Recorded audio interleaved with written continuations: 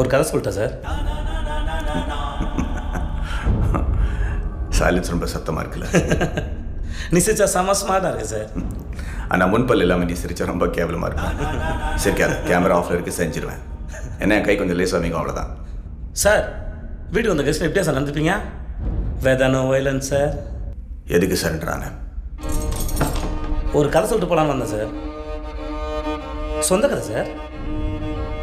உன்ன மாதிரி ஆளுங்களுக்கெல்லாம் ஒரே கதை தானே. நான் கீழே இருந்தேன், தெருநாயாக இருந்தேன், இது செஞ்சு அது செஞ்சு பெரிய ஆள் ஆகிட்டேன், அந்த கதை தானே.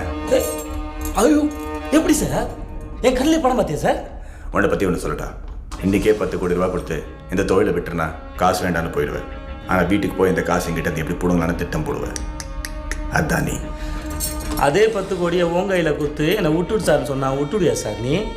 என்னை வீட்டுக்கு போக சொல்லிட்டு எப்படி என்கவுண்டரில் போகலான்னு பிளான் பண்ணுவேன், அதானே சார் நீ? குட்.